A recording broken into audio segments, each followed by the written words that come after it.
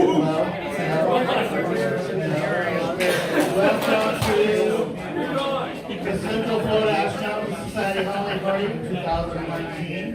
It's our last meeting of the year. I have some announcements to make.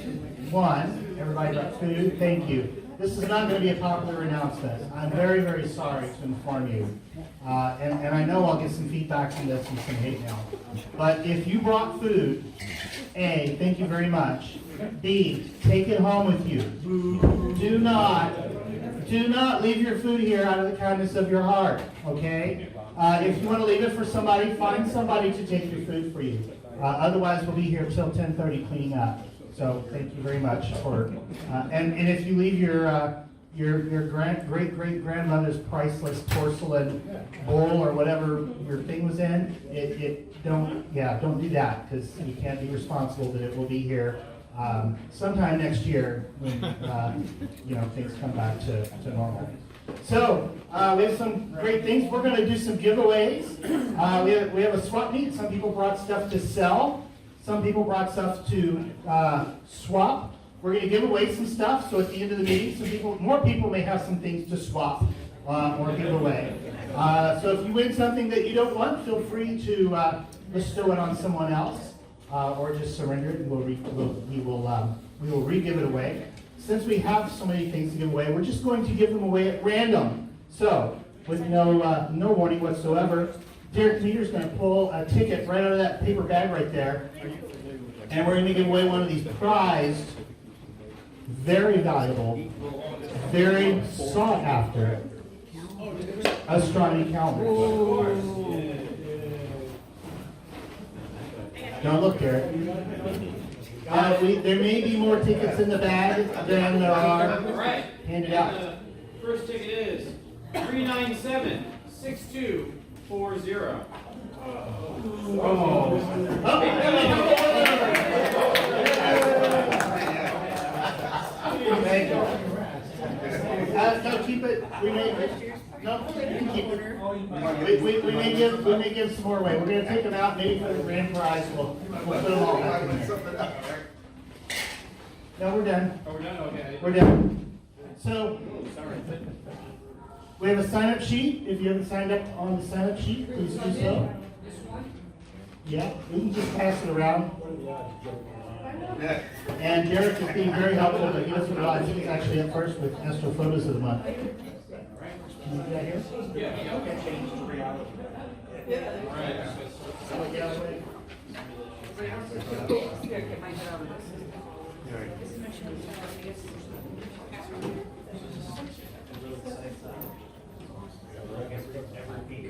All right, so thank you for all that submitted your photos. And if you didn't submit a photo, well, sorry that it's not on here. But there is one photo I decided to add to this that the gentleman's not here, but he did a text message to me to let him know that I could use this photo. All right, so just like other times we do this, if you see your photo up there, if you want to, raise your hand and maybe stand up and mention a little bit about what you took, what you used. Now, of course, we have a wide range of audience members here, so, it'd be nice to learn every little piddling detail, but let's just keep it to just general information, telescope, exposure time, those kind of things. We don't need to talk about how much deconvolution you did to your stars and all that good stuff. I know. But you're more than welcome to talk to that person after the meeting, and they can nerd out about all that afterwards. So, all right. So our first image actually is something. Let me take the lights down for just a little bit here. So, there we go. Is that too dark? All right. Well, just in case. All right. So, Richard, this is your photo. So go for it. So it's called live stacking. So I took these from the parking lot at Starbucks at a public event just last Friday, and I thought it would be an interesting, just to show some astrophotos. The moon was one image, but Orion, M42, and the Andromeda Galaxy and the Horsehead Nebula, those were all taken with narrowband filters, bright lights, bright moon out. And people were watching the image develop right on right on the computer. Now, this is of course with my software that I developed. It's software bits, but there are other programs that do live stacking. Starlight Express, Attic also has a live stacking program, and SharpCat does live stacking. So there are many ways to accomplish this, and it's a great way to get an image fairly quickly that the public is going to find exciting. How long did it take you to get The horse head, none of these were more than like 2 or 3 minutes. Yeah, This is what happens when you drink Starbucks. you code all night long, every night. It's okay if I ask something? Oh, if it's real quick, I'm not going to tell you about deconvolution. No, I don't talk about my Oh, actually, yeah, I know what you're going to say. Yeah, Can I say it? I just wanted to add that this is a great outreach. He was right next to me with his big dog. People were looking at the Andromeda Galaxy through the dog, and then they were looking at my iPad, what it looked like with the camera, and so they could actually compare the two. And then he did the same thing on M42, the Orion Nebula. So you could see that structure in the telescope, and then you could see how the camera was picking it up very well. A little bit, yeah. Cameras are a lot more sensitive than we are. All right, thank you, Richard. All right, our next photo belongs to Frank Kane. Yes. Thank you. So much deconvolution on this. No, this is the Silver Sliver Galaxy, and this is actually taken out of Geneva, which I am now a convert of darker skies because it just picked up all these really cool background galaxies there. It turns out that this is near a galaxy cluster, and you can't see them all here, but if you look closely, yeah, there's one, there's another one, there's another one. They're all freaking all over the place there. So Guess the number of galaxies you get a prize. yeah, it's like Where's Waldo, but galaxies. A calendar. Yeah. Cool. All right, thank you, Frank. I think you're next again. Yep, and this is a little piece of the Soul Nebula, which is the neighbor for the Heart Nebula. I forget how long this was. I think it was like 5 hours or so through narrowband filters. 8-inch-ish Newtonian telescope thing. So yeah, it's pretty. It is pretty. Yeah. And This poor galaxy has no name. It's just known as NGC 1491 in Perseus, if I remember right. And yeah, it's a really cool object. It's really pretty in narrowband here, as you can see. And it even has a little bubble in it. If you look in the little bright spot there in the upper left there, that's actually the shock wave from the star that's surrounding it there. So some really nice stuff in there. And you get to name it. All right. Yes, it needs a name, dang it. So. all right, so put your imaginations on, and maybe we'll win another astronomy calendar. Might be your prize if you can give us a name. John Doe. All right, Ricardo, you're up. This is the Eastern Veil Nebula, part of the Cygnus Loop and the constellation Cygnus. Yeah. This is actually, I took this from my dark sky site down in Okeechobee. It's actually about 10 hours of RGB and narrowband data. And I was actually, the great thing about working in the business is you have to test everything. And when you're done testing over a few nights, you have a whole pile of data. So I processed it, and I was quite happy with how it came out. Alrighty, thank you, Richard. And this is Fritz Lahn's photo. Now he, if any of you are friends at Fritz just put a new observatory in his backyard over down by Moss Park.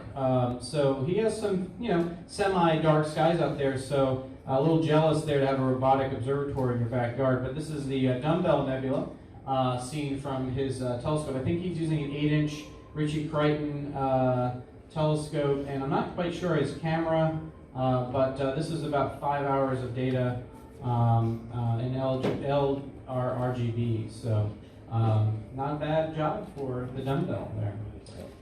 This is the California Nebula. This is my photo. This was taken over at Geneva, so our Geneva campus, and this was with a Mac Newtonian, a 190 millimeter Mac Newtonian with a Canon 60 cooled camera, and it's about 3 hours worth of exposure time, and so and it's also modified, obviously, modified to allow for extra hydrogen out. That's that red, the red gases there is hydrogen output. 5 minutes each. So yeah. All right, I think that's all there is. Yes, that's it for Astrophotos. I want to thank all of you for that photos. And by the way, don't be shy to submit your photos, even if they are cell phone photos or anything. We love to see them. We love to see what each of you are doing and showing off your astronomy skills. So thank you. It's time for another random giveaway. This. It's pretty nice. Binoculars. They don't work because you can't see through them. Oh, they're solar binoculars. Haha. Yeah, all right. Yeah. There's one in every crowd. Sorry, it's me. So. We need a little light. Do we? Can't read the tickets.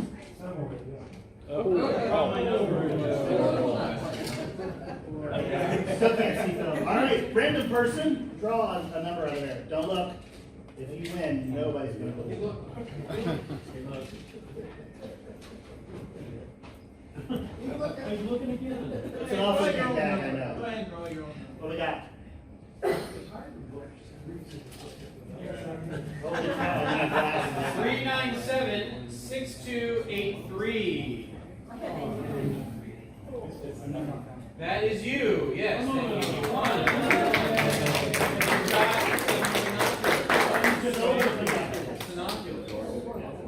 Yes. Only one time. You have to look at the size. All right, next up is Bob Logo with Constellation of the Month.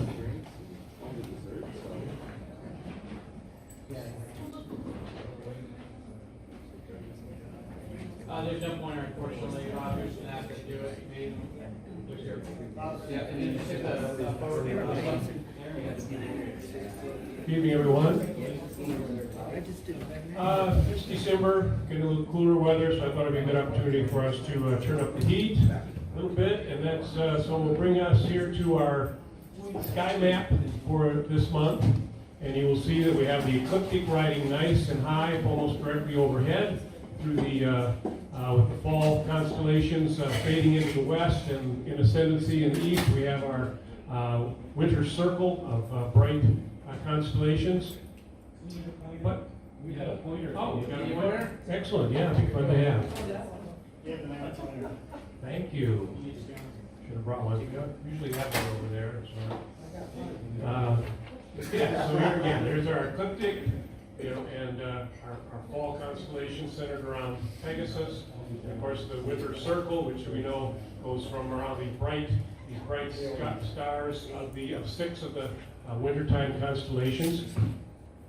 But if we focus your attention toward the south, we're going to find this little gap area. I know that we've talked about some gap constellations in the past, and this sort of qualifies.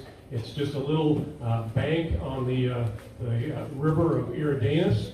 And we see it, the larger part of it up here, and kind of meandering down to the south. And hidden right in here, we've got Fornax. Fornax doesn't get a lot of attention, and the Fornations are upset about that. They think they deserve more attention. So it is a fairly middling-sized constellation, 41st in size. There's no real bright, noticeable asterism, no stars brighter than 3rd magnitude, so it is kind of an area that, like I say, that sits in the gap, and not a whole lot to identify it. It was carved out by this handsome gentleman here. This is Nicholas Louis de la Calle, who spent a couple of years down in Cape Town, South Africa. He put himself up on Table Mountain and mapped out the stars that were unavailable to him in the northern hemisphere. And in fact, he mapped and named 14 different constellations, mainly naming them for what were the scientific instruments of the day that he wanted to memorialize. But there is an ancient, actually here we have from Urania's Mirror, we see Fornax here, called Fornax Chimica, is seen here on this celestial map. Of course, Cetus, the sea monster there, is the main feature of this particular plate, but there are several others, including another one here, Machina Electrica. I don't think that one actually made the cut when they made the constellations in 1930, but Fornax did. It's seen here. If we look at some of its ancient origins, we are looking at a celebration of Fornicalia, an ancient Roman festival, and it doesn't mean what you think it means. Get your mind out of the gutter there. It was actually celebrating the goddess Fornax, who is pictured here in this tile on the right, and she was the divine personification of the oven, which is the Fornax, and in Latin, and this was related to the proper baking of bread. And of course, we know all throughout human history how important bread has been to us. And it was related then to a festival, a 9-day festival that occurred in February, starting on or about the 17th of February. This was called the Feast of Fools. So I suggest that instead of Valentine's Day this year, give your loved one a loaf of bread, and then tell me how that went over. So, this then actually was not that Fornax that LaCal was really talking about. Again, he was looking at some of the scientific instruments, and he was really referring here to the alembic. The alembic is an alchemical still consisting of two vessels connected by a tube, seen here on the left in a kind of a medieval representation, and then a more modern representation here on the right, used for chemical distilling. So that was a big deal back in his day. We look here at the official IAU map, International Astronomical Union, and again we see an almost rectangular area of the sky with this 3 relatively bright stars in there. But there is, see, one galaxy that we'll be looking at of content here. So let's take a look and see what kind of content we have. Actually, this is a nice series of globular clusters. These are 4 globular clusters in the dwarf galaxy contained within Fornax, and they are appropriately named Fornax 1, Fornax 2, Fornax 3, and Fornax 5.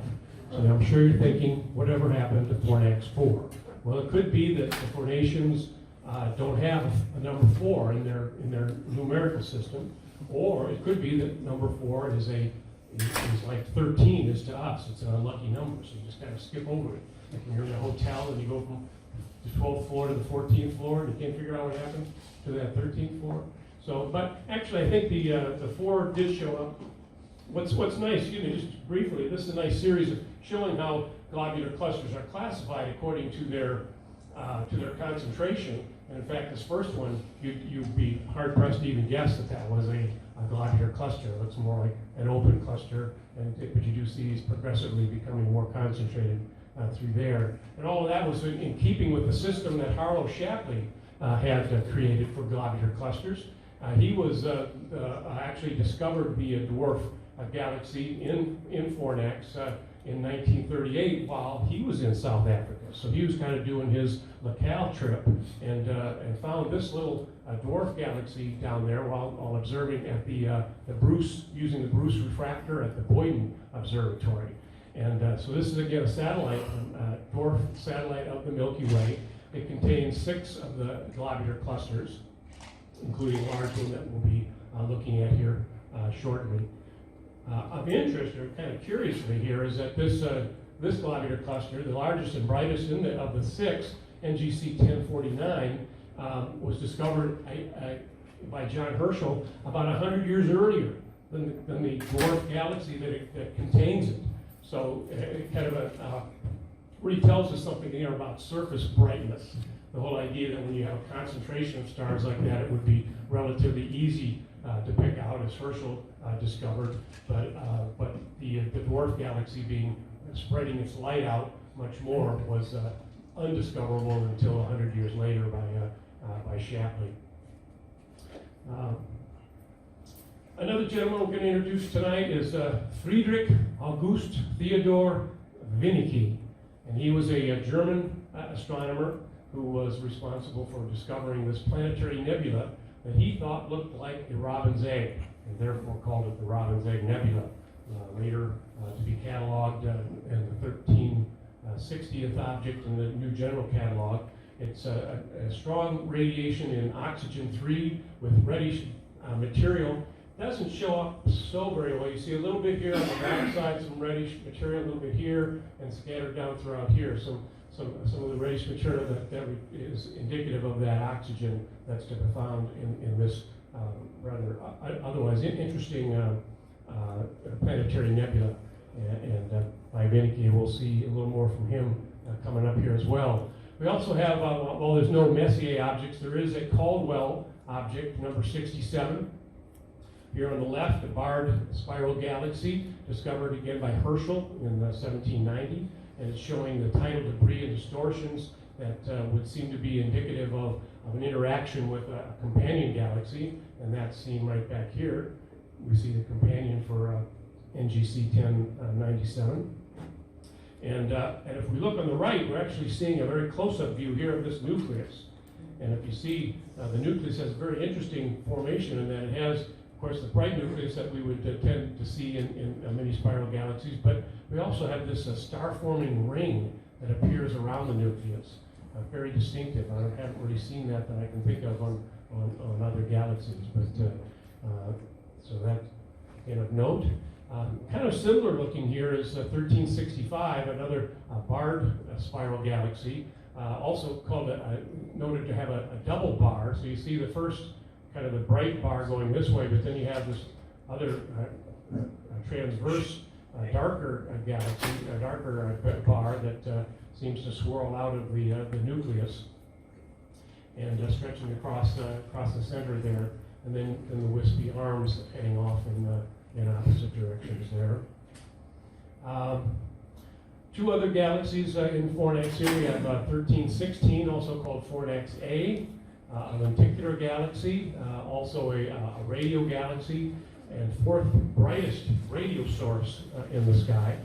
And then 1399 here on the right, it's one of the largest galaxies in the Fornax cluster. So there's a cluster of galaxies that kind of very similar to the Virgo cluster, but not nearly as large in the direction of Fornax.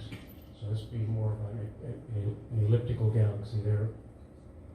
Here's a beautiful object, 1398, an isolated barred spiral galaxy exhibiting a double ring structure. So you have around the nucleus, and of course you have this bar across the center of the nucleus, but a beautiful ring structure on the center, and then weaving out from that a larger secondary ring that then eventually opens up into the spiral arms of this galaxy. So that's I think a real showpiece item there. And at 10.6, certainly a bright enough object, except for the fact, of course, that Fornax sits so low in our southern sky, going to make it difficult to image, but it is available to us to some extent.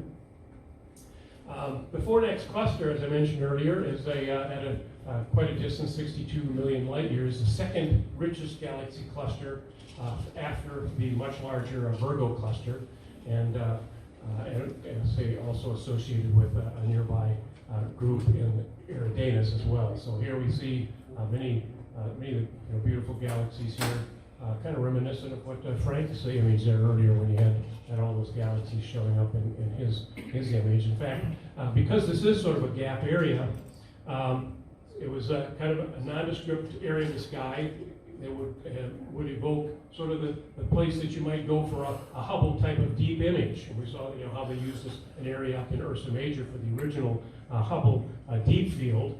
Well, actually they used this area, Fornax was used for the Hubble ultra deep field image. And this, again, a very small region of space containing approximately 10,000 galaxies. We see these where virtually every object you see there is a distant galaxy that was picked up by Hubble using many hours of observation time. And let's see, I think that, so I hope all of that makes you want to warm up to Fornax and go out and see what you might be able to image or observe.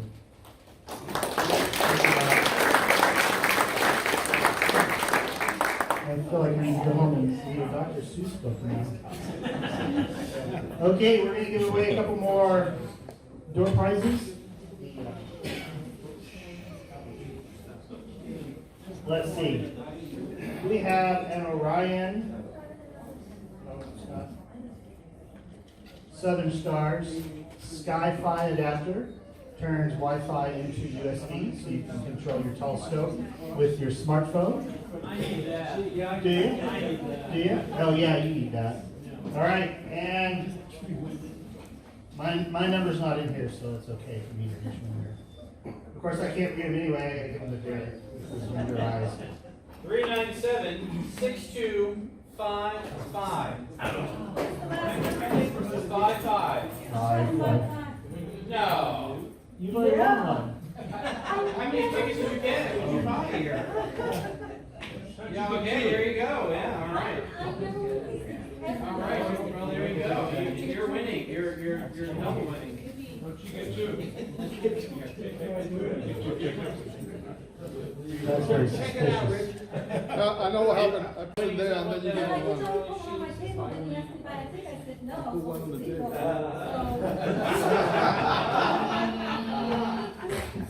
What do you think, people? Vote for me. Yeah. I don't care. What's that? Draw another number. All right.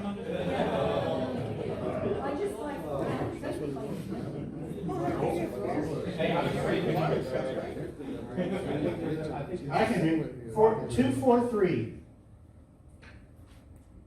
The last three numbers. 243. Yeah, all right.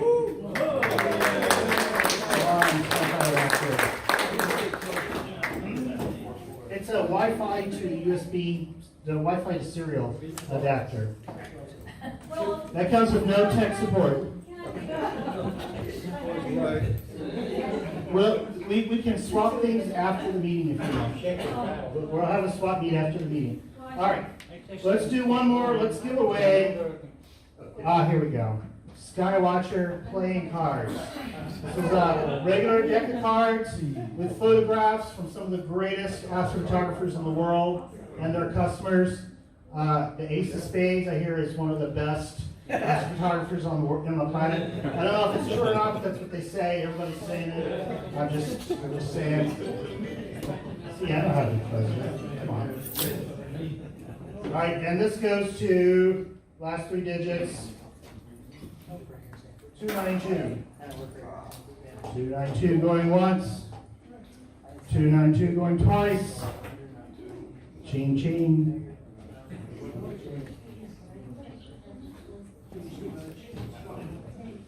All right, 270. Last three numbers. 270. All right.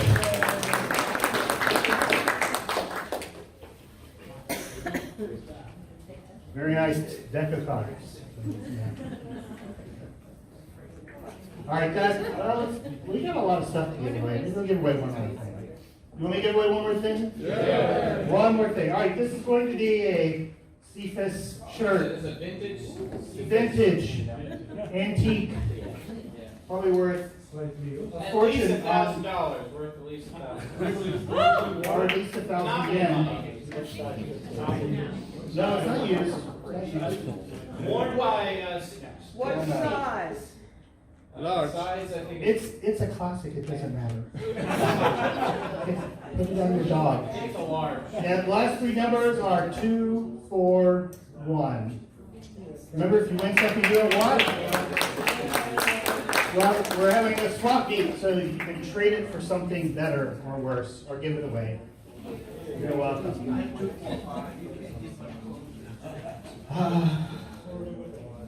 We'll give away some more.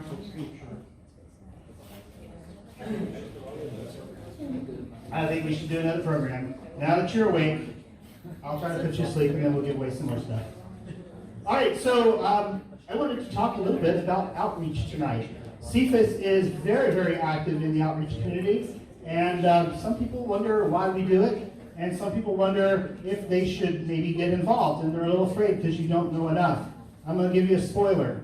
The problem with all of you doing outreach is, if there is a problem, is you probably know too much. All right? It's not a fact that you don't know enough. but I will say more later. So what is outreach? It is basically spreading the word. All sorts of organizations have outreach. The astronomy community did not come up with this on ourselves. You go out, you do something, you bake cookies, you tell people about your club, whether it's the detectorists or the astronomers or the Boy Scouts or the Girl Scouts or whatever organization you're a part of. So we want to tell people about CFAS. We want to tell people about astronomy. It is a small way you can change the world. A lot of people have never looked through a telescope before. All right? My core religious value, not to get into much religion here, is when I die, that I make the world at least slightly better because I was alive. And I think everybody here can identify with that. If you show a little girl or a little boy the moon or Saturn for the first time in their life, you have made the world just slightly a little bit better. And I think that's a great thing. What else do we do besides that? Instills wonder and awe in the night sky. How many of you think that we should do something about light pollution? Guess what? Nobody cares. Nobody cares. 2 cents, my wife. What the heck? Who cares? And that should shock you. It should. What are you going to do about it? This.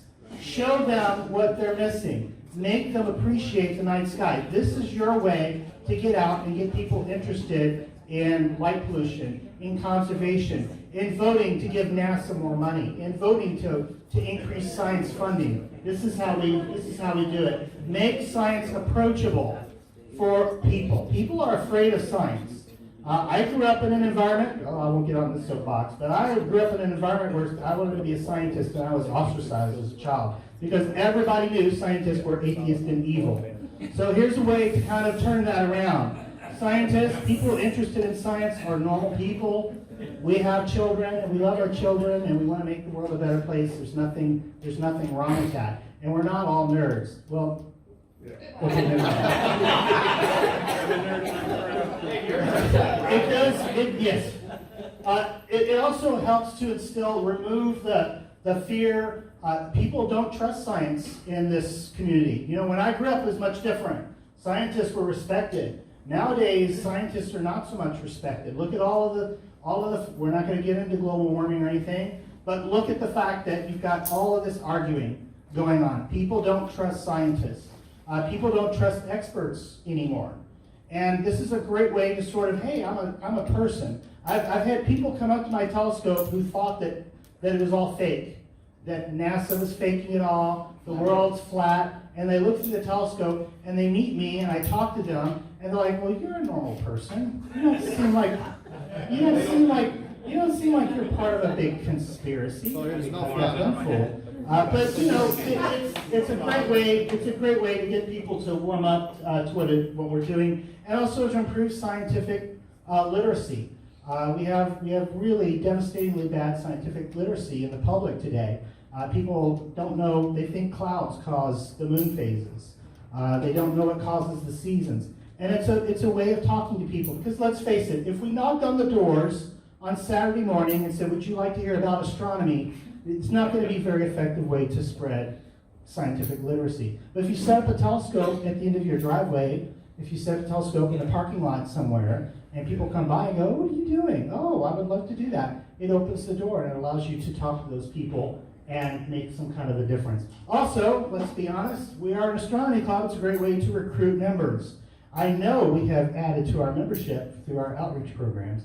I'm going to take a risk. Raise your hand if you found out about CFAS through an outreach program.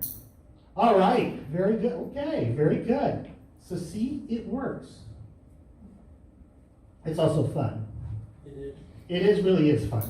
And I'll tell you honestly, there are nights where I'm like, I don't feel like doing this tonight. I really don't want to do it. Maybe it'll be cloudy. And I get up there, and there's this man who says, my wife just dropped me off, and I was hoping you'd do it. And I'm like, okay, I'll set up. And by the time I'm driving home, I'm like, wow, that was so much. That was so great. I'm so glad I did that. I can see his face. How much, if you're going to do this, how much education is practical?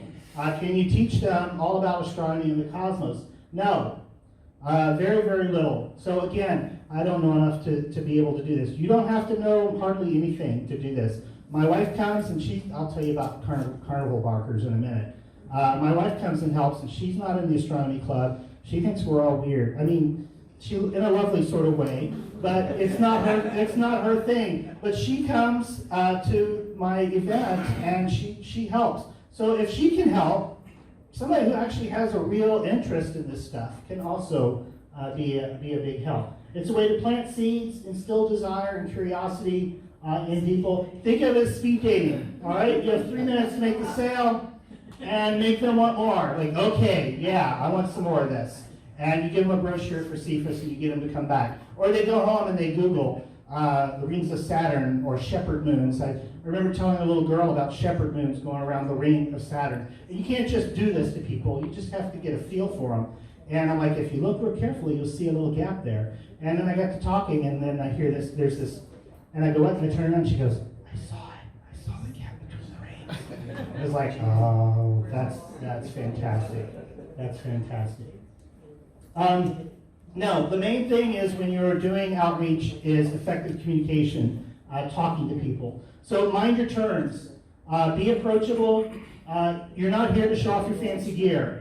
And this is, you know how I know all of this? Because I'm guilty of all of this at some point in time. I've been doing outreach in one form or another. I'm not as active as some of the people in here, but I've been doing it for, well over 25 years in some form or another. And I've made every mistake you can make. Fortunately, my wife was right there watching and said, Richard, I was too engrossed in looking at the moon myself, and people are walking by, and I don't care because I'm looking at the moon myself. And I have to remind myself I'm not there to look at the moon. I can stay at home and do that. So anyway, you're not there to show off your gear. You're not there to do what you're doing. Encourage questions. And, do you have the right motivation for doing this? Again, this is a public service. If you just want to hang out with some people and set your telescope, we do events like that too. But remember, when you're there to show these things off to the public, that's what you need to be mindful of. Some things to kind of watch for. Most people are not used to walking around in the dark around fragile, delicate equipment. So make room for lines and herds. Bear in mind you're going to have handicapped and elderly and children. Cords and cables, boxes on the ground. If there is a box on the ground, a child will step on it. I guarantee you. If there is a box on the ground, a child will use it as a thing to stand on. Protruding doodads, anything that's sticking out. People try to look up the counterweight shaft all the time on my telescope because it's dark and they go down there. So you gotta be careful.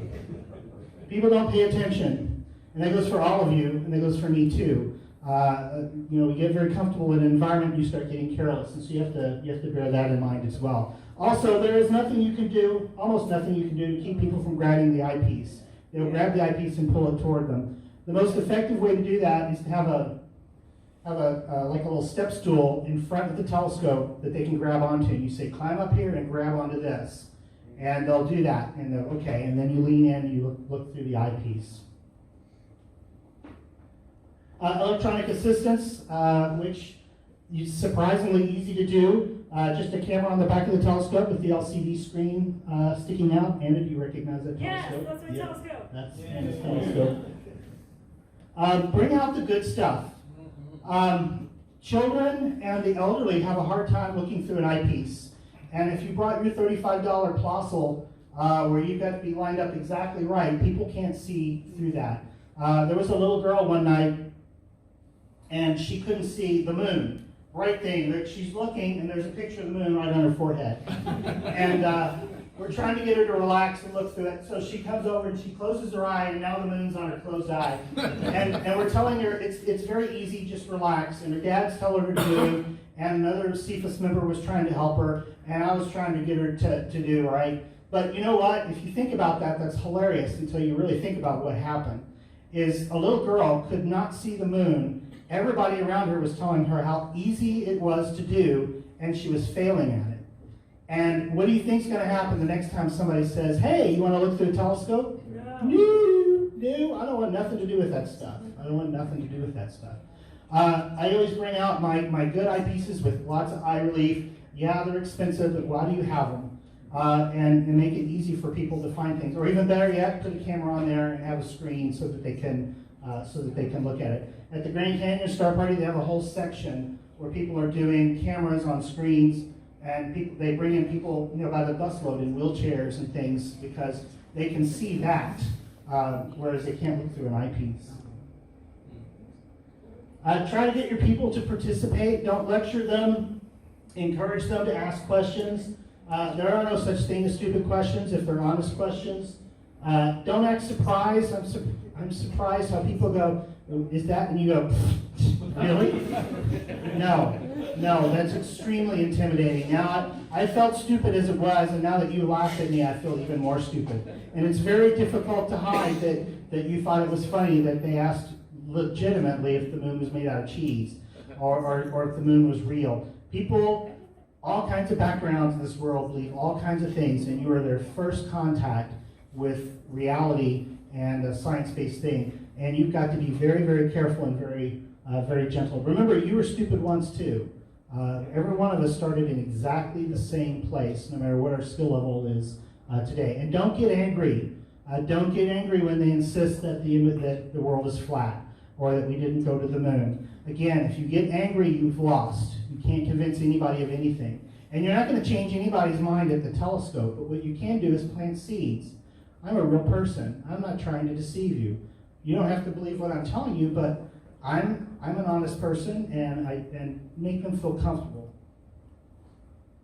Yeah, don't get offended. Ask them questions, what they see, and did you know that? Did you know that there's a little moon inside the rings there? It's called a shepherd moon. Isn't that cool? Things to look at when you're doing outreach. I took this picture. That's my son's girlfriend looking through the telescope, and notice how light it is. This was at an outdoor. Is that a street light? This is a tennis court. All right? What can you look at next to a tennis court? Yeah, the moon, the planets, the sun, all right? If you have a larger scope or you're somewhere dark, open clusters, globulars, and bright nebula. And I know you're not going to agree with me, but that's, this is my opinion. Just don't do this. Well, I made that picture up, but I mean, no, that's a galaxy. Wow. Because most people can't see that.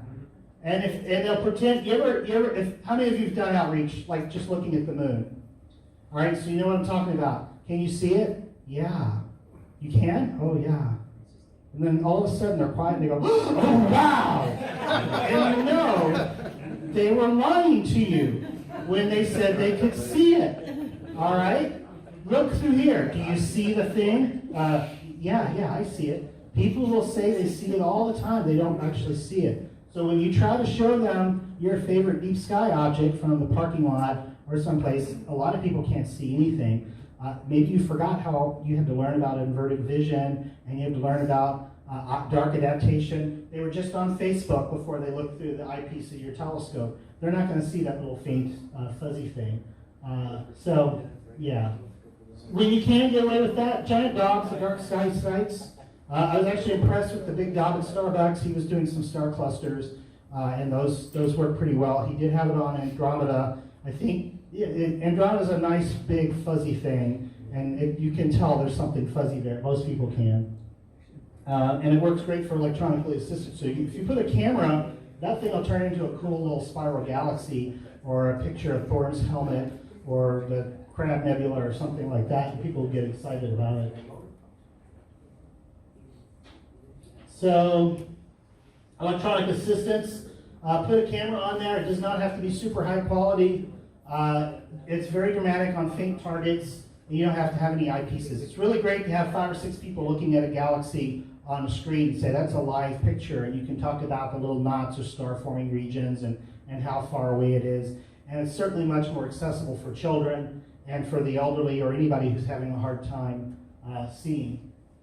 It can also be very inexpensive. You do not have to have a $30,000 imaging rig to do this. Almost any telescope and any camera will pick up a great number of details.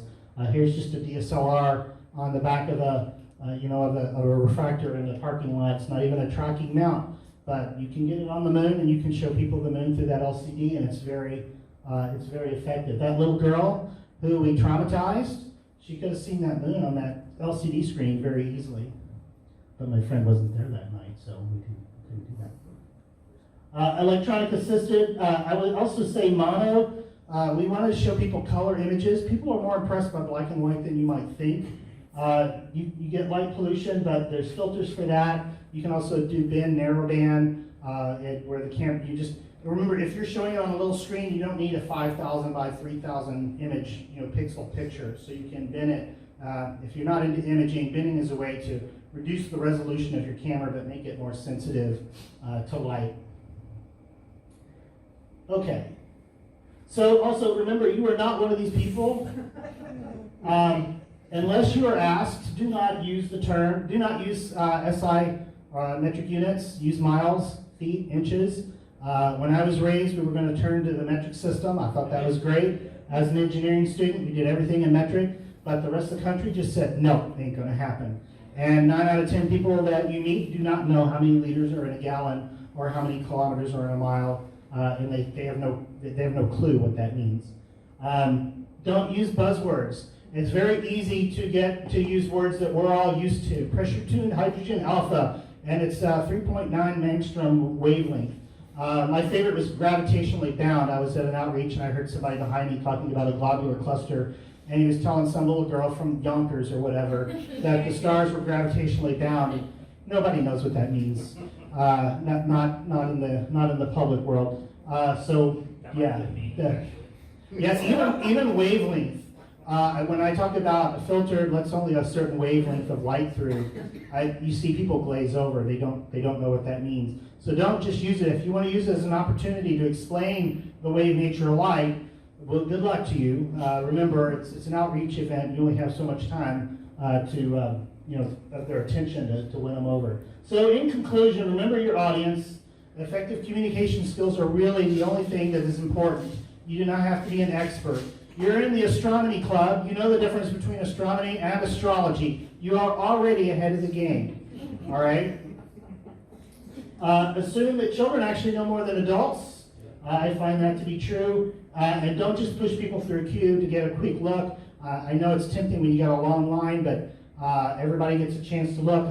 You don't want it to be like that ride at Disney where you stood in line for 3 hours and it was over in 2 minutes. And you're like, well, what was that? I get the parents rushing the kids. And Yes. I have to put the brakes on the parents, be like, hold on, let them observe the image. We had a friend of mine had a really nice meteorite display at the Grand Canyon. So at the Grand Canyon, we do things during the day as well as at night. And the kids like, ooh, and the parents are like, no, come on. They just like, come on, we gotta get to the next thing. They don't want them to look. So you have to bear that in mind, that you gotta be tactful about that. Also, have somebody be a carnival marker. This is my wife's job. Hey, come and look at the moon. Hey, do you want to look at the moon? We're with the Central Florida Astronomical Society. She never even comes to any meetings, but she is a great carnival marker. Because if left to my own devices, I will just look at the moon all night and drink a latte and not even notice anybody else is in the parking lot. So you need somebody who's detached from having fun, whose job it is to corral people. Because people don't know. They're like, oh, what they're doing over there. That looks kind of Richard, complicated. yes? Justin and I, when we have done our Telescope Thursdays, we would do that carnival marking, and people would be like, no. But what we did is we put our sandwich frame up and said free telescope viewing and the rules. And what do you think? Did that just change? It was like Free. night and day. Free. Is there a charge? People ask that. Free telescope viewing, and there's none of that whole peer pressure. The Yeah. whole peer pressure. The carnival marking is great, but at the same time, it's like, sir, did you get a register to vote? Are you registered to vote, ma'am? Are you registered to vote? It's that peer pressure.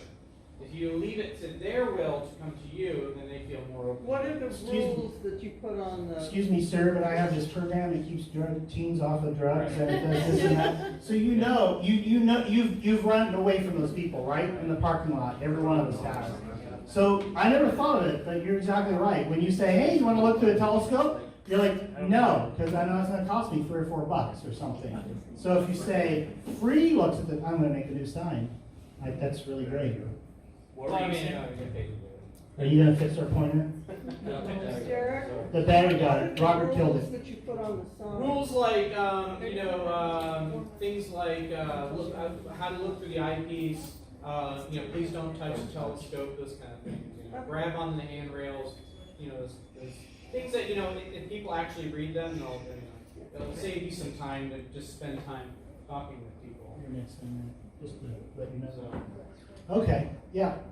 And that's another important thing to keep in mind is just simply repetition. The fact that you said something to someone and there's a whole line of people who heard you say that doesn't mean that you don't have to say it again to the next person in line because you're not really listening. Right. So you have to say things over and over again. The most intimidating outreach is Halloween. I've been literally mobbed by zombies on Halloween. Just like 30 children at once, and they're pushing each other down, and their parents don't care. And yeah, that's a little intimidating. But no, outreach is fun. It really is. It really is. It is. All right, let's give away something else since you stayed away.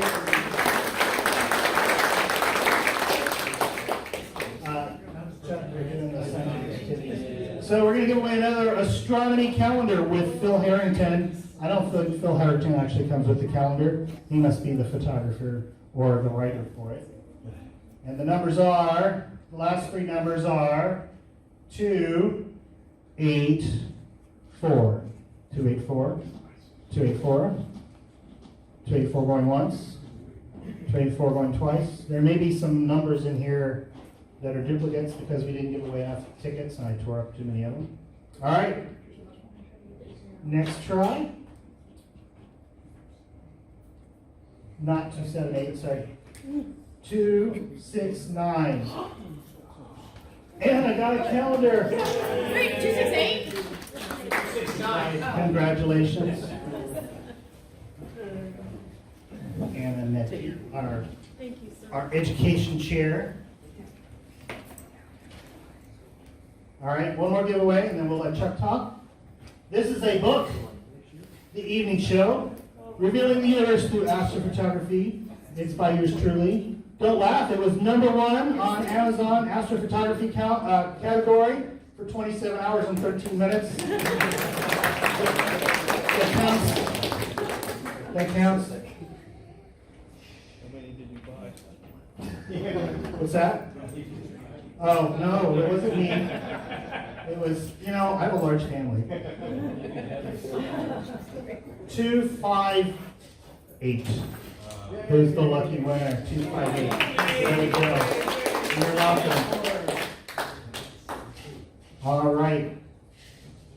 Chuck Cole is going to come up and give us a talk about science and astronomy. If you've never met Chuck, Chuck is the very first president of CFAS back in 1977. Yes, very awesome. Just press arrow key right here. Oh, okay. Well, I'm going to go through things pretty quickly. John, can you please use the microphone? I'm going to go through things pretty quickly because there's a lot of stuff to talk about.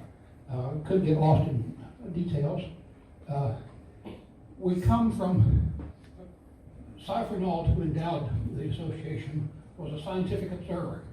He was famous worldwide. He was given an award from the AAVSO, presented at Harvard University, for making 100,000 observations, more than anyone else of scientific quality, more than anyone else had ever done before. And he did that on a scope that he gave to us. This is a picture of that scope. It's in the, how many of you have the amateur telescope making books? Just a few. Okay. This is pictured in the early edition of Volume 1.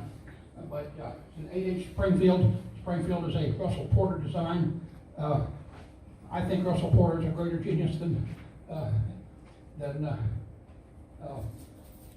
Leonardo da Vinci, because Russell Porter not only did the artwork for his designs, but he went and made the metal and optical pieces and did something scientifically useful with it. Leonardo never built anything, he did. This is a picture of Cy and Emily. They were originally snowbirds from Maine that came down here and moved to Longwood a number of years ago. Wonderful couple. In their latter years, They went to all sorts of stuff, all sorts of AVSO activities all around the world and so forth. They were well known. And they were not, their health was not up to their going to another. They asked us to host the spring convention for them, and we did. People from all over came. Okay, telescopes, and, among the things you might get interested in is telescopes and telescope design, the technology of it and so forth. There is no science or engineering that is more exacting than optical design. It takes more decimal places in any calculation than anything else does. If you're interested, there's a free copy of Mill Handbook 141 that goes into all kinds of stuff. It's dated, but a lot of stuff is basic physics. Cameras need to be microscope parameters, a lot of nitty-gritty in there. No telescope can do all things. You can't have one telescope that will see deep sky, planets, and everything. It takes multiple telescopes. You need a rich field telescope, long focus, fast, etc. Size and brightness of objects has huge ranges, very wide ranges. Did you know that Andromeda is as big as 7 full moons? It barely fits even 7 by 50 binoculars. It won't fit most telescopes. And it won't fit any telescope. Binocular astronomy is really ideal for some large and dim things, and Andromeda is one of them. Naked eye astronomy is very good scientifically, believe it or not. There are a lot of things that you can do with just the naked eye. Sometime we're talking about AVSO, we'll go into that. But lunar observing, the shadows of things, where you see a little peak or something like that, when there's a glancing light, the shadow of that tells you how high things are, and there's no other way to measure some of those things. So some of that's interesting. You can see features you might not see otherwise. Occasionally you see a meteor impact and go splash. That's an interesting thing to see. People used to do grazing occultations where a star would be eclipsed by the edge of the moon and so forth, and that used to be extremely important for making all kinds of measurements. You get a one-to-one image of the moon spread on the earth, and people would line up north and south and time when the light would go in and out. And from that, you could get a literal profile map. A lot of that is automated now, but people are using occultations of asteroids. That's a fascinating thing, too. Solar observing. By all means, use extraordinary care if you ever be sure you know what you're doing before you ever try to look at the sun. You can fry your eyeball real easy. But sunspots are easy to view. Solar prominences can be seen. With fancier equipment, you can see solar imaging using Neuroman filters, etc. Planetary observing. All of the planetary things are tiny objects. You need essentially a telescope with a long focal length to see anything. High magnification, and binoculars won't do you much good. You can do imaging of planets. Some people do exoplanet stuff. I'm not sure how one would, I guess you get a prediction of where something may be traveling, and you try to get a picture of it moving against the background and say, ooh, that's it. Comets, again, somebody may, if you are a dedicated observer, you may actually discover a comet. David Levy came here long before he got famous several times, but he is such an observer. He spends lots of time out observing, became famous for his discovery. Asteroids and minor planets are a big thing now. Some people specialize in that. Deep sky, most people are thinking about that, looking at galaxies, nebulas, fuzzy spots here and there, and you see a lot of pictures of it. But they're the nebulous galaxies, star clusters, lots of things can be seen. One fellow that visited us from Australia is Dave Evans, has a remarkable eyesight feature. He can look at a galaxy and essentially remember the pattern almost instantly. And so look at it the next night, he can see, did anything change? And he's discovered dozens of extragalactic novae where all of a sudden starts flashing. But he's been they've gotten all sorts of awards for that. He was a visitor here. But that's a case of primary discovery. In that case, in his case, it's extraordinary eyesight capability. Spectroscopy is pretty technical and difficult, but to see true color, almost none of the photography that you see is true color. It's very difficult to get true color of anything. But especially with modern cameras. And the interesting thing, how many people have heard of the redshift?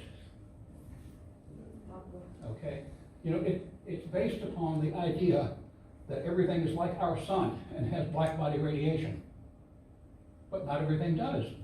There are such things as lasers and masers out there, which are very directional. The brightness luminosity laws don't apply at all, and that sort of upsets the whole apple cart. Think about that. Meteor showers, it's a fascinating challenge to try to get pictures of showers and stuff like that. That's quite a challenge. Yeah. And the grazing occultations are quite an adventure. We get a team and you line up along the north-south line where the prediction says they're going to be, and you do the timings with great precision and so forth. But now people are doing that with asteroids. Satellite passages, they're fairly easy to see, although it's not so easy to see the astronauts looking out the windows. Lightning and auroras are fascinating things too. They make a cute little electronic gadget to trigger your camera, where your human reaction time is usually too slow to get a proper exposure of lightning. But they make a fairly inexpensive little gadget, you can do it yourself, that will trigger the camera. Some people study astronomy because the classical lore, the mythology, the tales of and there's some mischievous tales of what those people were doing. Archaeoastrology, like Stonehenge, the Mayan ruins, and things like that are kind of fascinating too. You can get a lot of online information. How many people have heard of Bullfinch's mythology? Just a few. That's a wonderful classic book that goes into all that kind of thing. But there's a lot online now. Art, some people do drawings, paintings, and things of that nature. One used to do sketching of deep sky and that sort of stuff before we had much photography. There are some beautiful sketches mostly from time gone by, and that's really just a once over lightly. But our origins are scientific. There are hundreds of things one might do, thousands of things. All of the stars in the sky are variable, and there are probably more than 50 varieties of variability that you might encounter. So no matter whether you are interested in long period things or things that change several times per night or whatever, or may flash up, there's a remarkable range, ranging from regular cycles and so forth to surprise. So let me encourage you to look into scientific observing. So thank you.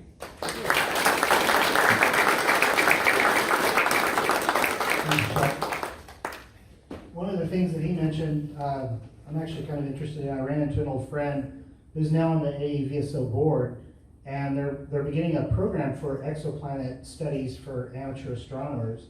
And what it is we have exoplanet candidates, and they need amateurs to do light curves, because as the planets go in front of the star, it reduces the luminosity of the star ever so slightly.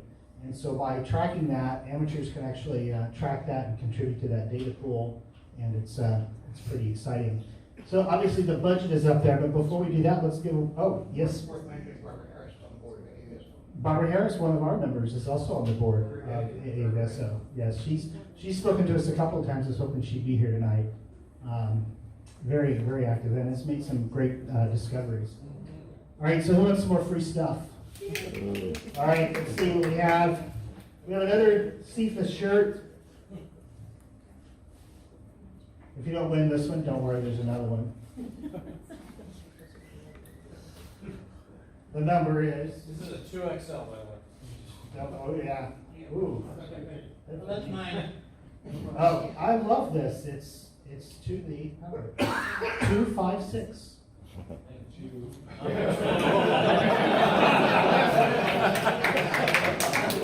There will be a swap meet after There is. All right. How about another astronomy calendar? The lucky winner is 280. 280.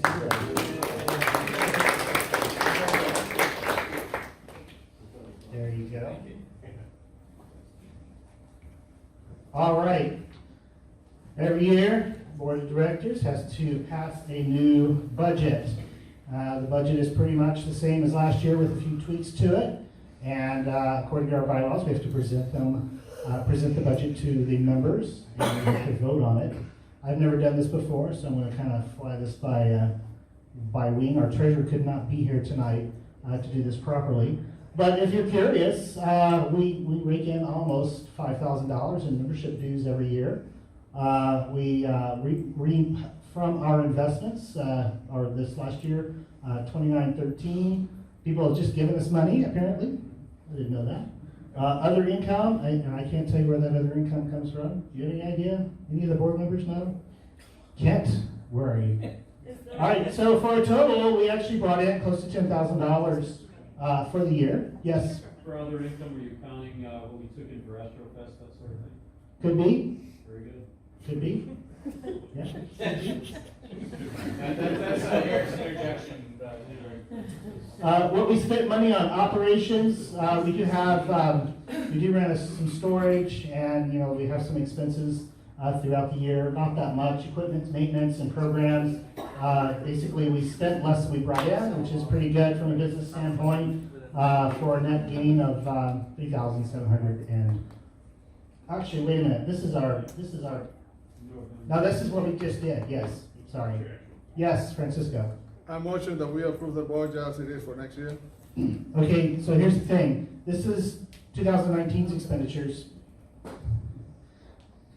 This is the budget for next year. So we need to vote on this, not the last one. Same motion then. So yeah, we project about 8,000 revenue, and we project spending about 8,000.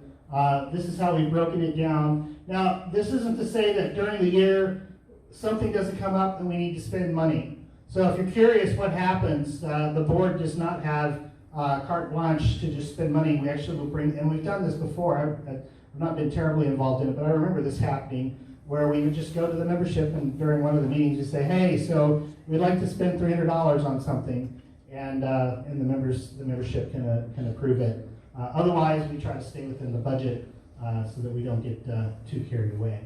And now that's the budget. And Francisco, all right? Second motion. All right, all in favor of passing the budget? Anybody opposed? Okay, very good. So now we have a budget. Now you know what we can do? We can give away something. How about another shirt? Who wants a shirt? What size is it? Darren can read the size. This is 2XL. Another 2XL. I need that one. If your ticket number is 249. Ooh, all right.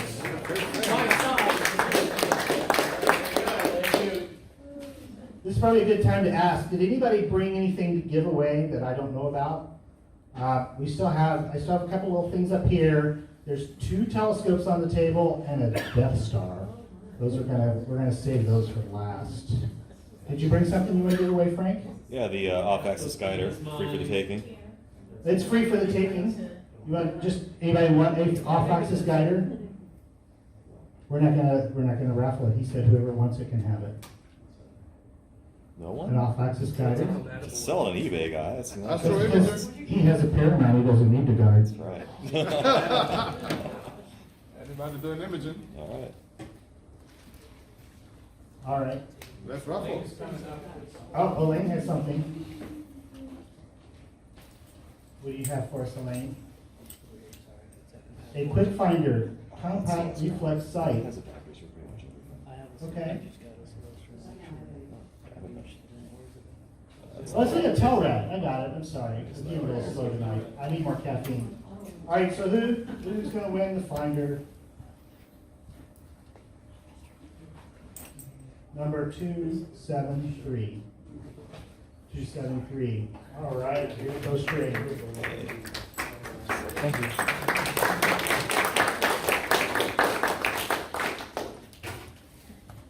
Okay, I'm going to interleave the giveaways with some other announcement stuff. Astrofest. I don't have a slide about Astrofest. We mentioned last time for Florida, best place ever for a star party is no longer open. So we can't have Astrofest there. So we're going to do it in Chiefland, January 23rd through the 26th. That's the Thursday through Saturday night at the Chiefland Astronomy Village. We're going to do it on the Billy Dodd Field. Now what we're going to need to do is we're going to have you sign up. There will be a sign-up sheet up here with the pen and paper, and it is some money. So we're not charging anything for Astrofest because there's no out-of-pocket money like there was at Forever Florida. But if you're going to camp there, it's $9 a night. If you want to bring an RV there, it's $15 a night. And we're going to collect the money and give it to the Chiefland people together with a list of all the names. The last time we did this, we had some miscommunication and lost records, and there was bad feelings and things. So basically, if we have a list of all the people and we hand them a pile of money, nobody can get upset about anything. And we're going to collect that money either now, if you want to collect it, if you want to register today, or we can collect it at the January general meeting, or if you want, you can arrange with one of us to pay when you get there at the star party in January. You said the 23rd to arrive and leave on the 27th? The 23rd, yes. Wait a minute. So Thursday. The 26th. Thursday to Sunday. Thursday night through Saturday night. Okay, so just the 23rd through the 25th. You're leaving on the 26th. Yeah. So you leave that morning. That's Sunday morning. I remember the price went up from 5 to I think it's $9 now. Yes, $9 for camping, $15 for RV. That's per night. Where are you located? Chiefland Astronomy Village. We'll have a map for you. It's about 2.5 hours northwest of here. You go up the turnpike, and if you Google 27. Chiefland, it's a big city up that way. Derek can find it for us. Lynn, you got a question? Yeah, are they gonna require the membership? No. No, No. no, just the donation to pay for the electricity. So that's really all we're doing is we're paying for the electricity. Which brings up, will there be electricity? Yes, there will be electricity. So you can plug in your mounts and Well, your... we pay for that on the clubhouse, the bathrooms, the water, and all that stuff. Yeah, what amenities there are. If you don't like to camp, there is a Days Inn nearby. Sometimes the bigger star parties, when I've gone up there as a vendor, I get a room at the Days Inn so I can hide during the day. I mean, take a nap during the day. It's a nightclub. Hey, this is listed as a nightclub. It's listed as a nightclub. They do have a lot of It's a nightlife. nightclub for astronomy. So yeah, so we're over here. This is 1998 right here, and this is Cedar Key, and over here is Gainesville.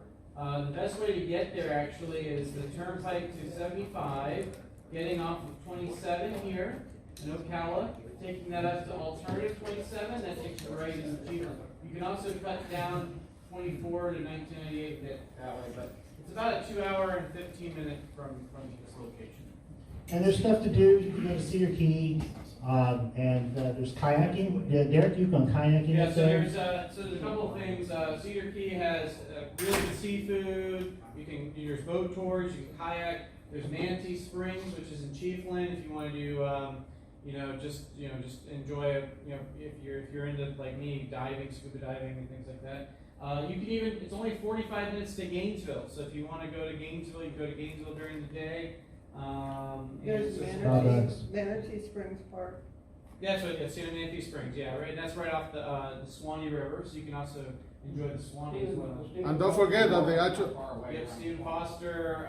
There's the Gothi State Forest. There's the Wakasasa Bay. There's Crystal River is only about an hour and 15, and there's Shrimp Landing, which is in Inglis, which is the best shrimp you'll ever have in your life. These shrimp are like this big.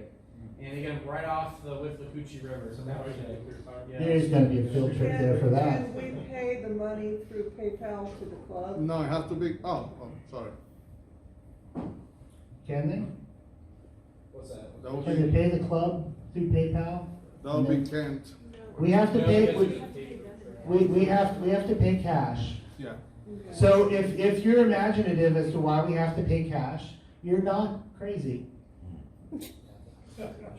The man who owns it is British, and he doesn't want, a whole lot of. It's just I've got $35 and I don't have $5. But you can give it to me later. Yeah, it's We cash. do change. It's cash. Probably figure Yeah, we out can your figure out how to do change and things. No, And you, I would owe you like 45. It's 3 nights. yeah. There is actually. And there's an ATM machine in Chiefland too. There's an ATM right outside where you came in. Oh, use that. So if you've never heard of Chiefland too, just to give you a little background, it's an astronomy community. So some people bought some land, created a new neighborhood, made a homeowners association, and said, hey, no lights, we're all going to be astronomers here. It was founded by a chef named Billy Dodd, who belonged to the St. Pete Club. Yep. Billy Dodd. In fact, we're going to be on the Billy Dodd Memorial Field is where we'll be having the party. Yeah, yeah. Also, don't forget to mention the city itself is only 7.5 miles Yeah, so from Chiefland the astronomy. itself, some of the amenities they have in Chiefland. Waffle you're about House. 7 minutes away, 7 miles away. Walmart. You have Walmart, McDonald's. Ace Hardware. All kinds of restaurants. Yeah, Walmart, or we have Barbecue Bills. There's Barbecue Bills. There's this burger place which is really good. There's Cafe 1998, which is really, really good. It's quaint. It's quaint. There's no Starbucks there. There's no Starbucks. There's a McDonald's. I'm going to take one But for there the is a team. Starbucks in Crystal River. That is real primitive. How far away is that? It's about 45 minutes. 45 minutes for Starbucks. I would say. Yeah. No, I would laugh at me if I did that. And whatever you do never ask for extra bacon at the barbecue bill because you Don't ask for extra bacon at Barbecue Bills. you will never ever do it. That's code for throw me out or something? That's a pile like this big, so don't ask for it. Oh, wow. But Chiefland has showers, bathrooms. There's even a refrigerator in the clubhouse, so you can store stuff. You don't need to worry about bringing.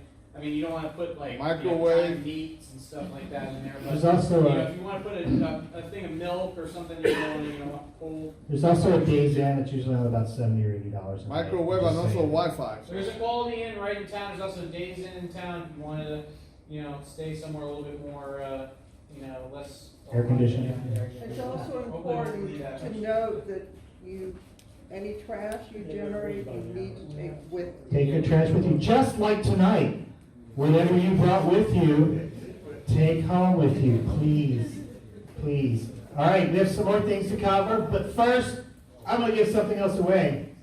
How about another deck of cards? Dun, dun, dun. Another deck of cards from Skywatcher with beautiful photos. 2, 5, 2. Oops. You're going to pass. That is perfectly allowed. What else we got? So, no, I don't need it. 2, 4, 8. Ta-da! They're going. We're playing poker and having lunch money. Money on Astros game. That's right. Turn your kids on to astronomy, they'll never have money for drugs. Thank you. Yes. For power. There's about 15 slots, right? 15. So yeah, just a quick survey. There are 15 areas that have RV hookups. It is a first come first serve thing. But just a quick survey. How many of you think that you're going to RV at Chiefland? If you are, what I probably think would be a good idea is to get that request in now, so that way we can go ahead and get those slots put in. Because I'm actually going to be speaking to the caretaker at the Billy Dodd tomorrow. So if I can get a general idea of how many we're looking at, maybe I can get those certain areas plugged in. Derek, Yes. I just looked at Moon Giant, and I'll be there probably 3 or 4 days before Astrofest starts. Then you should put your name first on here.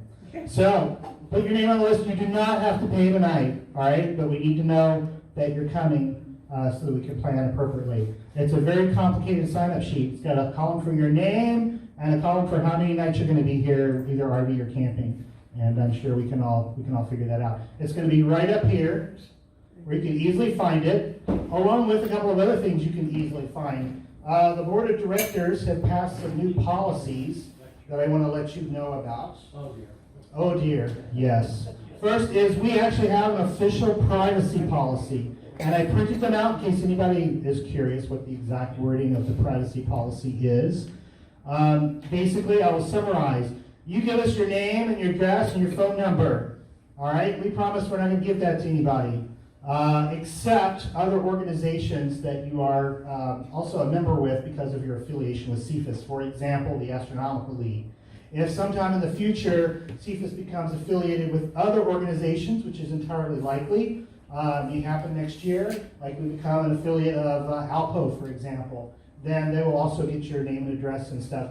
But if you don't want that to happen, you can let us know and we will strike that from the records. We will not use this information to contact you about anything unless it's, hey, we canceled Canaveral Shores, don't come out tonight, unless it's strictly related to CFAS business. And we're not going to sell it to telemarketers or Google or anything. Privacy policy. We also have a code of conduct. Code of conduct, it's sort of like a harassment policy, but it's a kinder, gentler harassment policy. Because a number of reasons. Number one, it's the 21st century and we are not Neanderthals, all right? And this is how you treat people. It's not about sexual harassment, it's about just treating people how people should be treated. Any form of harassment will not be tolerated. There are various reasons we had to do this, least of which is we're not Neanderthals. This is the 21st century. If you need something more specific, we are a nonprofit, and we do have an endowment, and we do have an obligation to, take care of people and to protect ourselves from frivolous lawsuits or valid lawsuits, for that matter. Violation of the code of conduct is grounds for dismissal. That would be really great, wouldn't you? I got kicked out of the astronomy club. That's about as low as you can get. But also because we do care about you, and we think that people should behave as an adult. It really kind of boils down to sort of like do unto others as you would have others do unto you. Except some people really want to be mistreated, and so they think that they should mistreat other people as well. So if you're one of those, we have this in writing so you can come up and look at it. We'll post all these on the website at some point. But I made like 50 copies, so there's plenty if you want to take one home. Yes? What is the hazing policy? The hazing policy. We make you buy a telephone. You don't photograph if it's hazing. Yeah. It depends on what kind of telescope you have. You're going to have tiers of different behavior. All right. On that note, does anybody have any questions about the policy? The policy was drafted by your board member at large, Anna Metke in the back, who is a business major and physics major at UCF, right? Yes. Okay. So she's been very helpful and very valuable member of the board. She is also our new education chair. So she is going to be heading out educational programs for the club. And so if you have any ideas about that, you can go and talk to her. Actually, I'm going to jump ahead to something I was going to talk about later. Anna, would you stand up? Frank Kane, would you stand up? These are our two board members at large. If you have any complaints about the organization, talk to them. Samira could not be here tonight. Kent could not be here tonight. What are the board members we have? I'm here. I'm the president. Trisha, you stand up too. She had to leave? Yeah, she gave her sincerest goodbyes. Okay, and Lynn Ward, who is our outreach chair. Derek, who is our observing chair. So listen, the board of directors, yes? I have a complaint, but where do we bring ideas? To the board members at large. Plus, we're going to have a little town hall meeting. That's not what you say complaints. Complaints? Yeah. Oh, okay. If you have any compliments, you bring those to me. And if you have complaints, you take them to the board members at large. Now, I'm only kidding about that. Actually, is it time for it yet? Let me double check my thing here. Annual budget, code of contact. Oh, so it's really kind of time for the town hall meeting anyway. So the town hall meeting, the board members, you elected the board. And the board members are all into astronomy. And we have this army of members that we can deploy to achieve our objectives. And that's what CFAS is all about, right? No. No, we work for you. The board works for you. So if you have any complaints, come to the board. If you have any compliments, come to the board. If you have any ideas, come to the board. If you just have any questions, come to the board. The board members at large tend to be much more cuddlier and fuzzy, than some of us. So that's kind of what they're there for. But it doesn't mean you have to go to the board member at large. You can go to anybody you feel comfortable talking to about anything that you want. And we'll talk some more about that. First, I'm going to give away a calendar to soften you up. Who wants another calendar? It's the last calendar. Be still. Size. That size. 2, 9, 4. No? No, Ramona, you don't get another one. That's the shoe. Since I had two, I should be able to choose which one I want. Well, the first one counts. I was totally 2, 9, 4.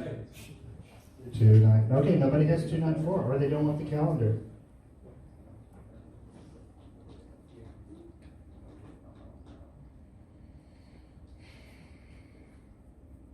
Two, 6, 3.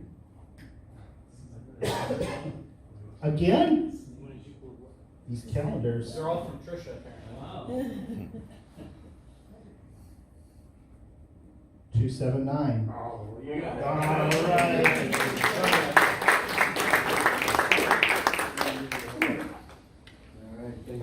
You're welcome. Calendar. Last year's calendar. So, one of the things that I want to do, could you hand out some of these? Who else wants to be put to work? Richard, are you using this homework? Eric. What's that? No, not homework. So I have a little survey. I want to know what you guys are interested in. What do you want to do? We're in the astronomy club. Astronomy is a big, big topic. I have a bunch of pins too. So what's that? No. You can give out some pins. I don't have that many.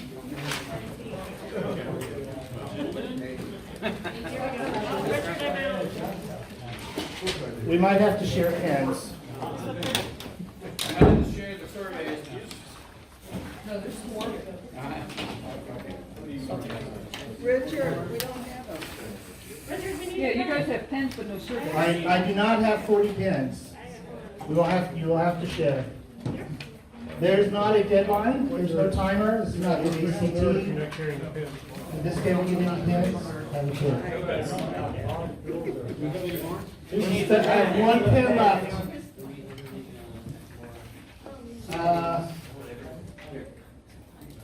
Yes, I made like 50 of them. There's no way there's 50 people in here. Okay, who didn't get a survey? Yep. Who needs a pen? That's fine. There you go. All right, guys. Here. So, we're trying to figure out what kind of programs to have. We're trying to figure out what kind of education we have. And as I said, we work for you, so we need to know what you want. Are you interested in the moon and nothing else? Are you interested in everything?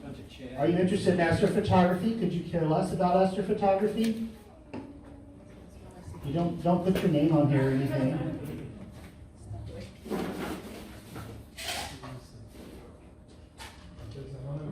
It's anonymous, sort of. Sort of. Check all that apply. Chuck Cole helped me out with this list. I came up with a lot of them, but I missed a lot of really good ones that he helped me remember. The other category, can I put astrology? You can certainly write astrology down if you want, Derek. I can't guarantee that we'll have programs about that. Although I think a program about astrology could be interesting if taken in the right light. Yes.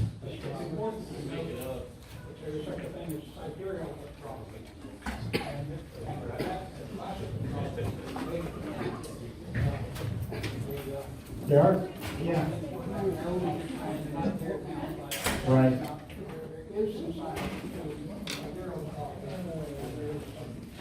me right back. Let me put this in the car. Anybody need a pen? So clearly, we could have a very interesting astrology. Talk about that in my planetarium And show. Derek has a planetarium show. Talk about how astrology. So you can always write in at the bottom, I want to know more about astrology, the different types. And just bring it up here when you're done. Thank you.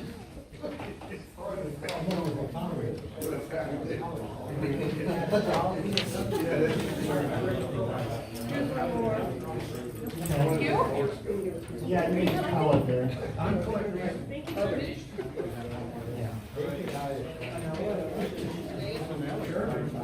Okay, now I do have some more things to give away, so don't everybody run off, because you can done your homework. Again, you can check as many as you're interested in.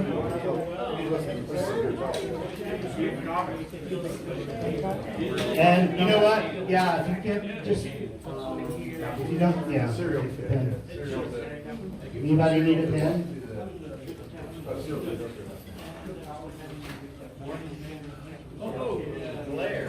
Yeah.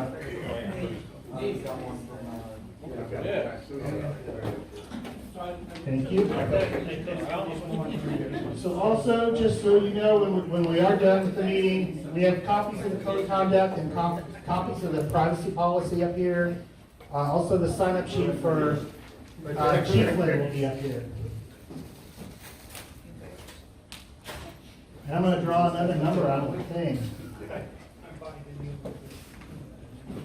This number is going to win the last printed copy of the evening show. So if you haven't won anything yet, check your ticket number and look for 286. 286. 286 going once. 286 going twice. 286. It's a wonderful 16-bit processor from Intel. I remember my first 286 computer, 10 megahertz, 10 million cycles per second. All right. It was overclocked, of course. 20 megabyte hard drive. You couldn't fit one image from my DSLR on that entire hard drive today. Next, 2, 4, 5. Yay! All right. 2, 4, 5. You won't think very happy. Okay, I'm going to take the pile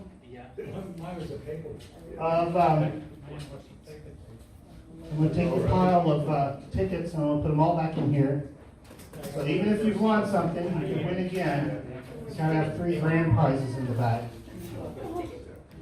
I want to win again. You can win again. No, don't give it to me. Don't keep it. I know, but I want to. Keep it. Yeah, everybody keep your ticket. That's why I didn't take the ticket from you earlier. Because you could still win. You could even win. Did you get a ticket? Would you like a ticket? Sure. No, not that one. You get 2? If you get one of those, you won't win. You won't use one of these. I don't know. Which one of these? You only are one member of the.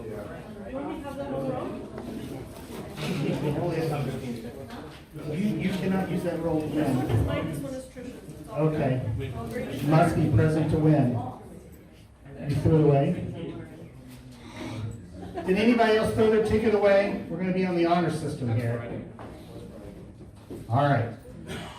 So the first city grand prize is a whole telescope, 80 millimeter Orion, Black 2. This is military issue.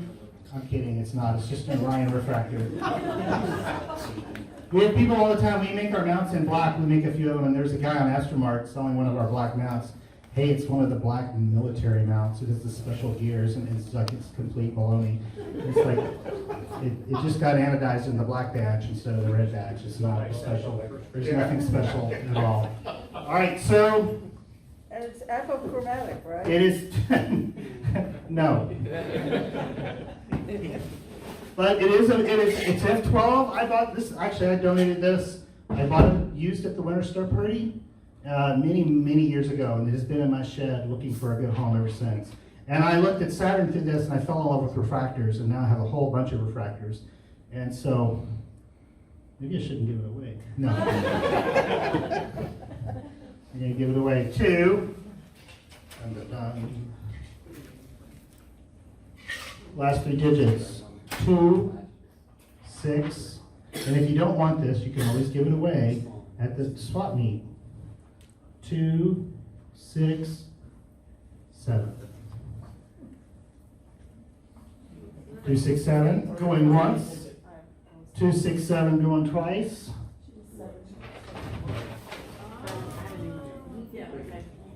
All right. It was meant to be yours, whoever this is. 2, oh crap. Yes, please read that. 288. 288. Nobody wants this telescope. Can't give it away. I can't give it away. 285. I may have not put the right ticket. Yes, I did. Yes, I did. They all went back in there. 275. Well, thanks so much. Oh, there we go. There are a whole bunch of tickets that we didn't give the other half away, so it's actually it's a nice little F12. So it's not Napa, but at F12, as long as you don't, that's all. It's pretty decent. All right, so we have 2 more grand prizes. We've got a 6-inch refractor from Celestron, CR150. Funny, because that actually used to be mine too. And we have a Death Star. I don't know what this is, other than it says Death Star. Death Star Science. Death Star Galaxy Projector. We're giving this away last. This is the good one. This is the good one. Now, a 6-inch refractor is not bad. This is funny. I bought this at NEAF, and I brought it home. After I bought that one, I wanted a bigger one. I got this one. I can tell you it's pretty decent for visual. Not super great imaging scope, but works great for visual. And I sold it to a club member who then died, and then Francisco got it, and Francisco's giving away. So it has quite a nice pedigree, but it is a 6-inch refractor from Celestron. Who wants a 6? It may be haunted. It may be.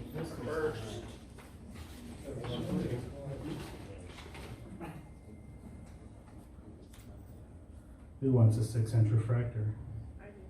For free. 2, 8. It's not that, it's a nice refractor. 2, 8. 1. 2, 1. Hey! All right.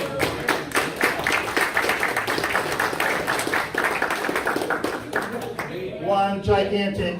Hey, Warren, I better see that at the next Geneva Dark Sky night.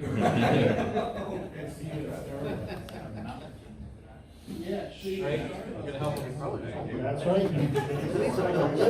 That's nice. It looks like a telescope. Oh, don't say that. All right. Yes. Part of it fell off. Here's some parts for it too.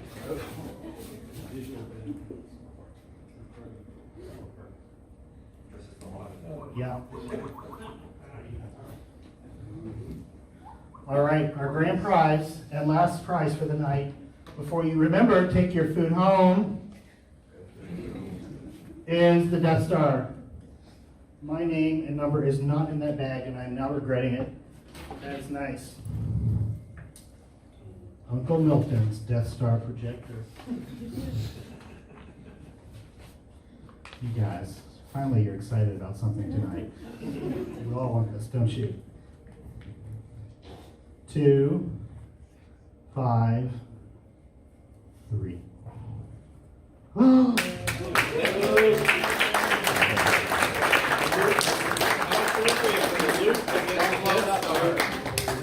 Do not blow up any moons.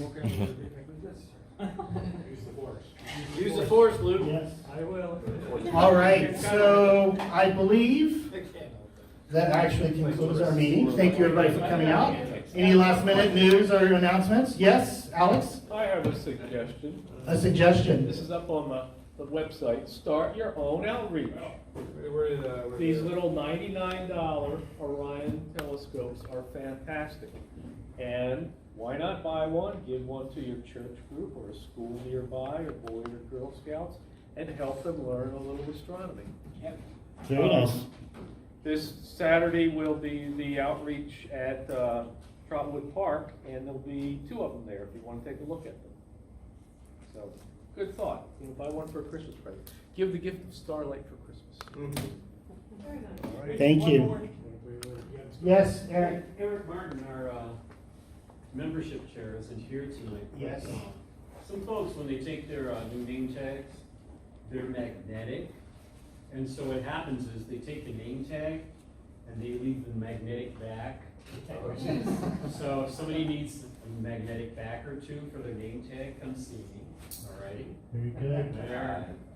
Go get your food. If you want, you can give it away. For example, I brought all the 2 liters, and if you see a 2 liter over there that you like, feel free to take it home. Yes, Elaine? I have one holiday-related item. Bed Bath & Beyond has Constellation mugs. Constellation, but astrological mugs, $4.99, and with a coupon, 20% off. They're $4 a piece. Make good stocking stuffers. There's actually a raised design, and then it has a few comments about that particular sign. And I have a huge stack of Bed Bath & Beyond coupons. If anybody wants as many as you want, you can ignore the expiration dates unless you're trying to order online. But for in-store, anybody doing Bed Bath & Beyond shopping. I have a question. How did you get so many of these? Obsession. Okay. Obsession. But anybody wants to do Bed Bath & Beyond, and if you want to take a look at the mug, great stocking stuffers for people interested in. Okay. If nothing else, yes? I'd like to join them. You'd like to join tonight? Hey, how did you learn about CFAS? Starbucks. Hey, outreach. I had my, how old was he, 21-month-old grandson, and they helped him look through the IVs. So every morning we go out and point to the stars and the moon, so it was awesome. I will take your information. Thank you very much for joining. Welcome to the club. And it says something that you came, you saw, and we didn't scare you off. Don't forget to sign up for Chiefland. Excellent. Don't forget to sign up for Chiefland. We want to see you there. Yeah, sign up for Chiefland at the front. Also, copies of the privacy policy and code of conduct, since we are an actual organization. Thank you. You're welcome. Are you all right?